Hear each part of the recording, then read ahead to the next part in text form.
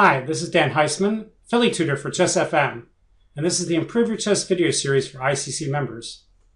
First, I'd like to thank all the people who have sent me some games for future consideration.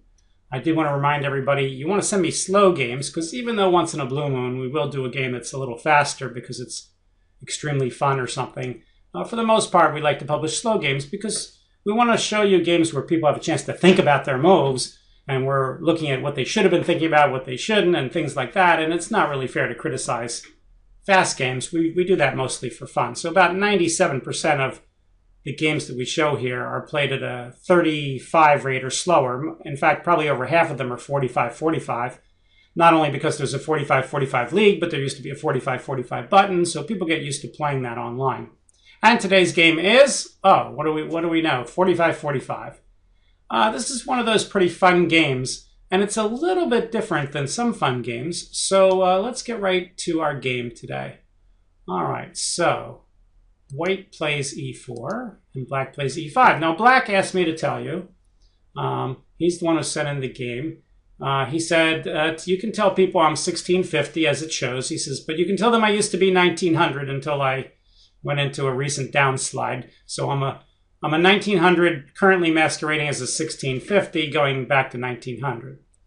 All right, so black plays knight c6 and white plays Scotch game. And the only reasonable move against the Scotch game is to take the pawn. And now white has a choice.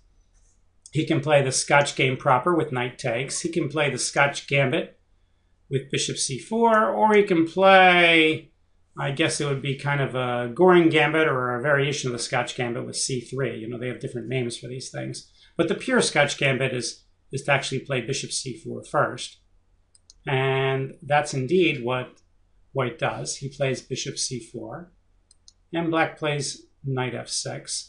And now the main line here is for white to castle, I believe. Playing e5 before you can castle is also a move. Instead, white plays fairly quickly queen e2. I don't know if he got this out of a book or what. But so he plays that move, and now we're already in fairly rare position.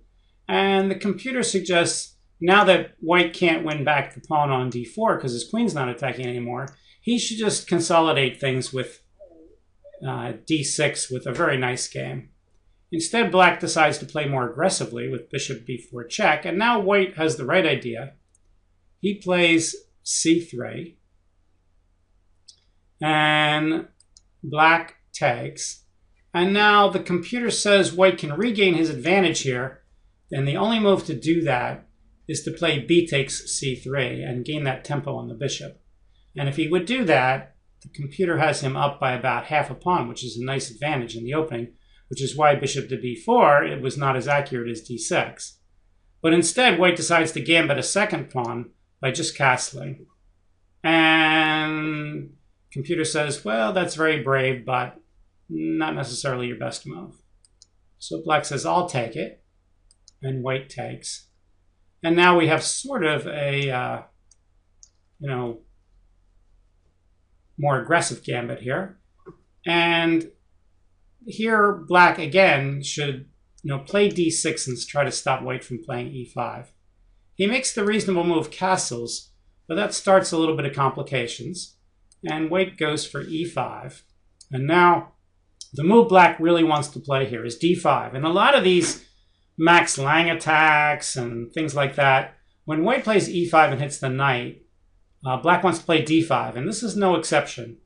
Turns out that this is the right idea. So black instead pins the pawn to the queen, and white moves the queen out of the way. And now again, black should play d5 with a pretty good game. Instead, he blunders, and he plays knight to g4. So we could almost make this a problem. This is like white